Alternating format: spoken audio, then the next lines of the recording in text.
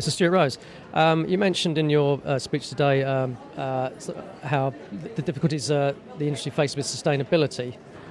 Just kind of, how do you see, for example, travel coping with that in the next decade or so?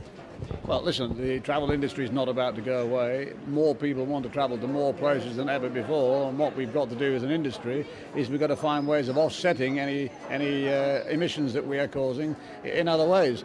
But the world is a clever place, people are clever, technology is clever, and I think that if we all work together, cooperate together, we'll find ways of allowing people still to go where they want to go and when they want to go, and make that as least damaging as possible.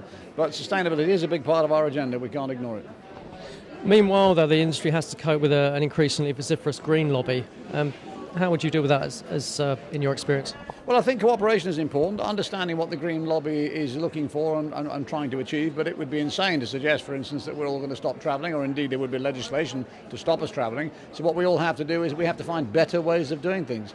But in my old company, in Marks & Spencer, we proved that you could be a sustainable business and a more responsible business if you put your mind to it, and I think there's a lot to be got from doing things better.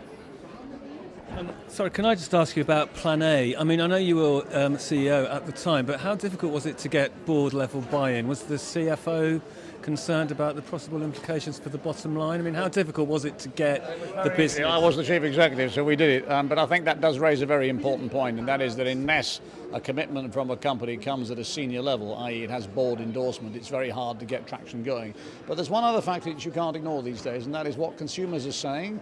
They are asking more and more now for customers and for businesses to be sustainable, and equally what employees in an organisation want. They want to work in a responsible organisation. So those pressure points coming from underneath with suitable amount of pressure from the top means something will happen, and it's good news. From an outsider's point of view, do you see the travel industry as an immature one in terms of consolidation?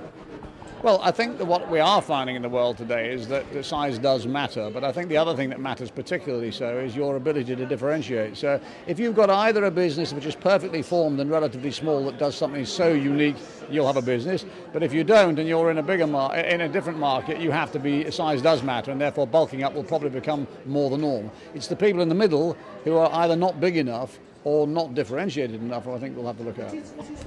So look, taking the sector that's most under squeeze, the high street retailer, travel retailer, what would you do if you were kind of head of a chain of those to differentiate yourself?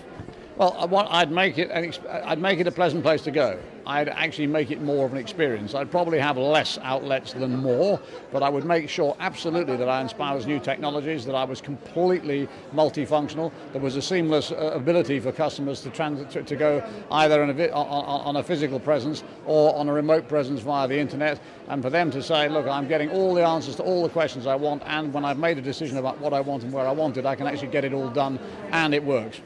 So it's about us to espouse technology and provide services that customers want. And just generally looking around at World Travel Market, I'm not sure if it's your first visit or not, what kind of impression of the industry does that give you? Well, an idea of the sheer scale of this industry is what impression I get. I mean, I had no idea that this exhibition was so big. I've no idea that you've got literally worldwide participants here. I mean, I'm tempted to go downstairs and spend half an hour looking for all the places I've never even knew that I could go on holiday, but it's fantastic, and it's a big event, and it's in London.